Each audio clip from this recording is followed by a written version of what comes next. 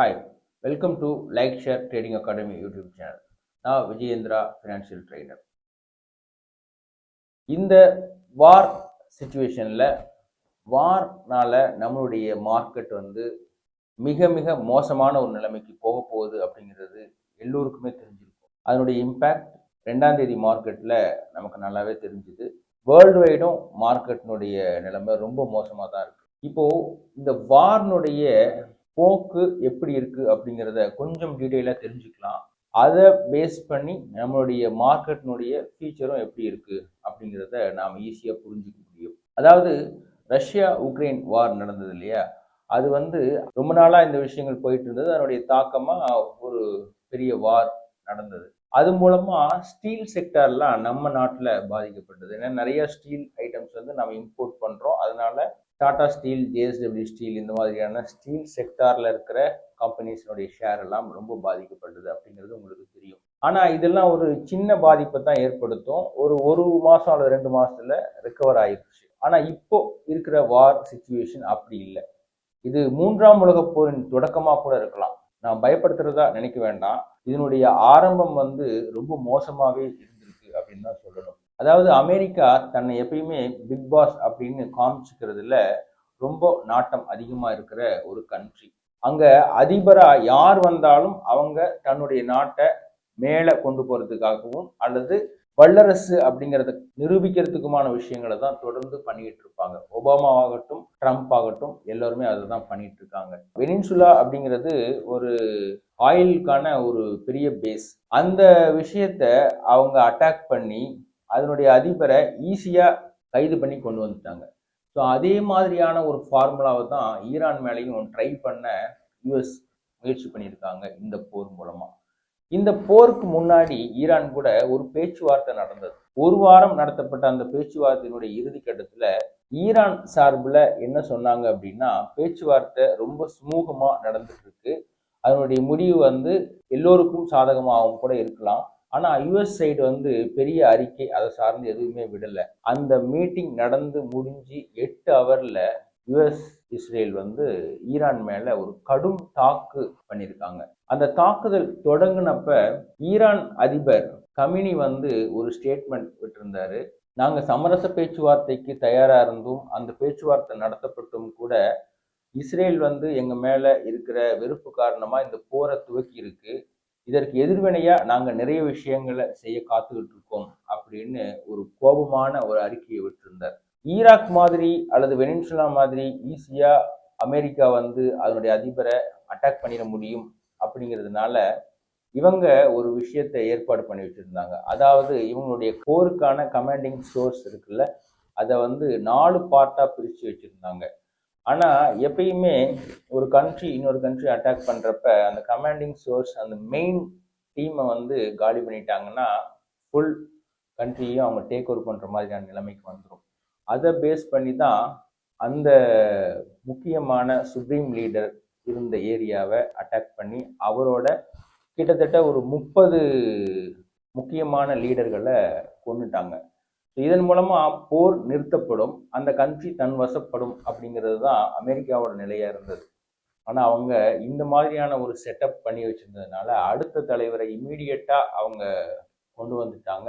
அவரும் அந்த வாருக்கான பதிலடி கொடுக்க தயாராகி பேச்சுவார்த்தையே இல்லாம யுஏஇல நிறைய இடங்கள்ல மிசைல் தாக்குதலும் ட்ரோன் தாக்குதலும் நடத்தினார். இந்த தாக்குதலை எப்படி பார்க்கணும் அப்படின்னா, இது வந்து சாதாரண எதிர்வினையா இல்லாம வளைகுடா நாடுகளில் பொருளாதார மையமா, ஃபினான்சியல் ஹப் அப்படின்னெல்லாம் சொல்லக்கூடிய இடங்களை குறி வச்சு தாக்குனார். இது வந்து உலக பொருளாதாரத்தையே நிலைகுலை செய்யக்கூடிய ஒரு பெரிய விஷயம். யுஏஇ, கத்தார், துபாய் இந்த மாதிரி இடங்கள் எல்லாம் இன்வெஸ்டர்ஸ் நிறைய பேர் இருக்காங்க. வேர்ல்டு வைட் இன்வெஸ்டர்ஸ் அங்கே குவிஞ்சிருக்காங்க. அங்கே வந்து நிறைய ஃபினான்சியல் ஆப்பர்ச்சுனிட்டிக்கான நிறைய சூழல் அங்கே வந்து ஏற்பாடு பண்ணி வச்சுருந்தாங்க. அது எல்லோருக்குமே தெரிஞ்ச விஷயமாகவும் இருந்தது. ஸோ அதனால இன்வெஸ்டர் ஹப்பாவே கூட அது இருந்தது.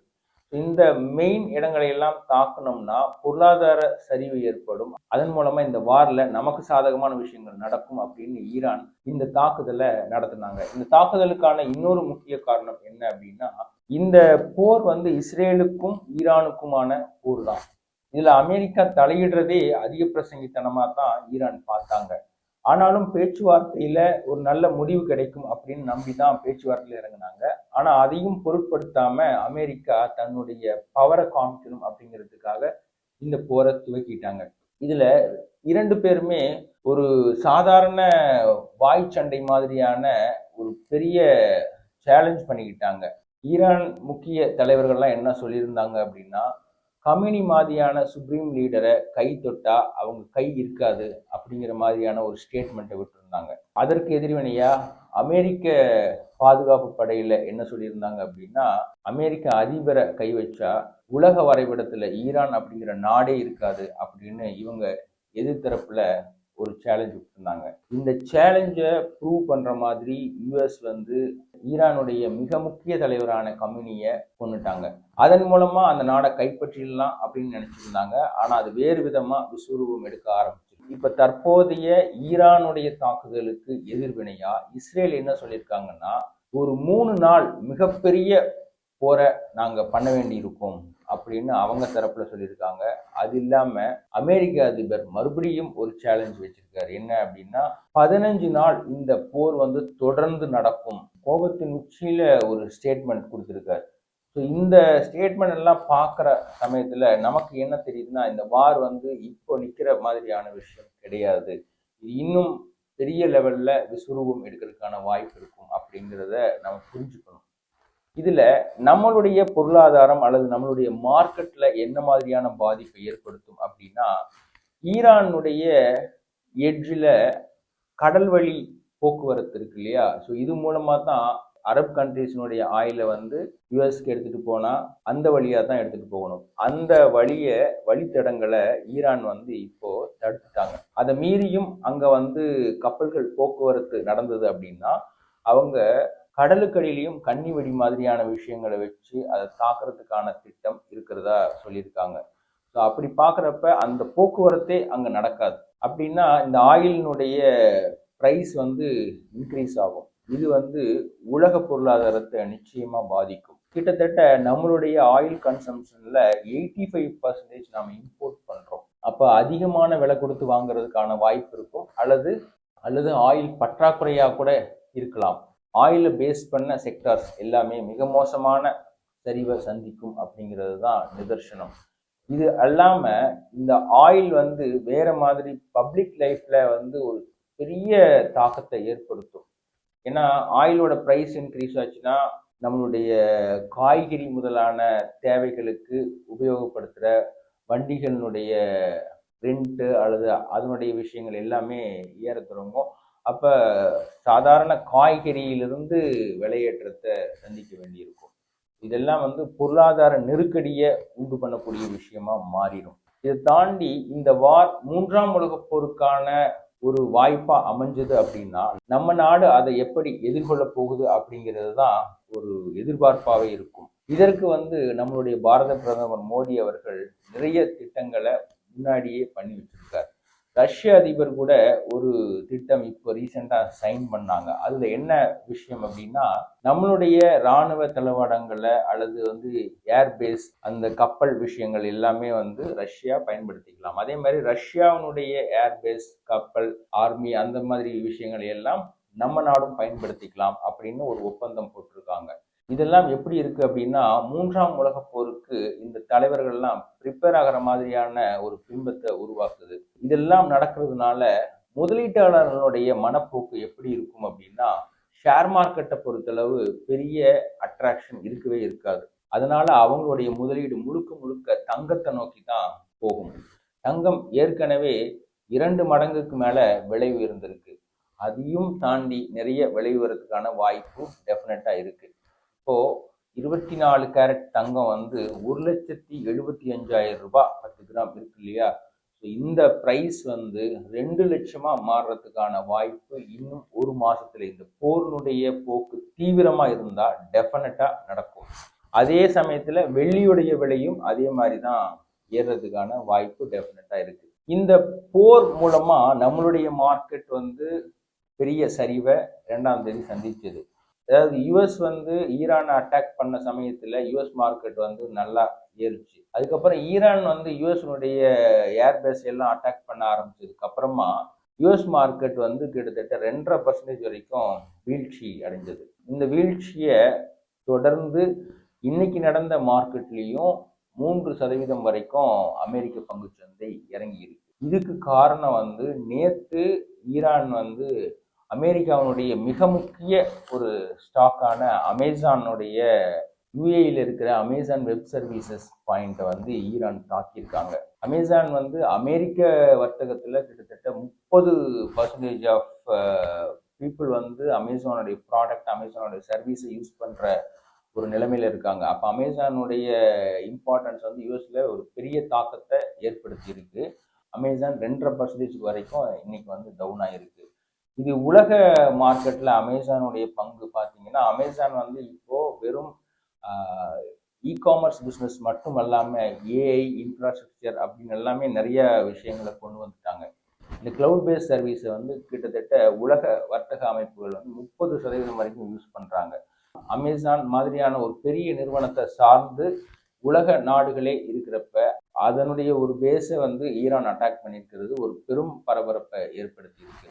இதற்கு டெஃபினட்டா அமெரிக்கா எதிர்வினையாற்றும் அப்படின்னு நம்ம எதிர்பார்க்கலாம். இதெல்லாம் பார்க்குறப்ப வாரினுடைய தீவிரம் இன்னும் பயங்கரமா மேலே போகிறதான் செய்யுது.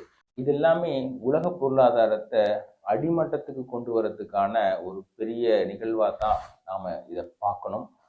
இந்த பயம் எல்லா நாடுகளுக்குமே இருக்கு. இருந்தாலும் இந்த பதட்டத்துல தங்களையும் தற்காத்துக்கிட்டு தாங்களும் இந்த போர்ல வந்து வலுவான ஒரு தேசம் அப்படி நிரூபிக்க வேண்டிய கட்டாயம் எல்லா நாடுகளுக்குமே உண்டு.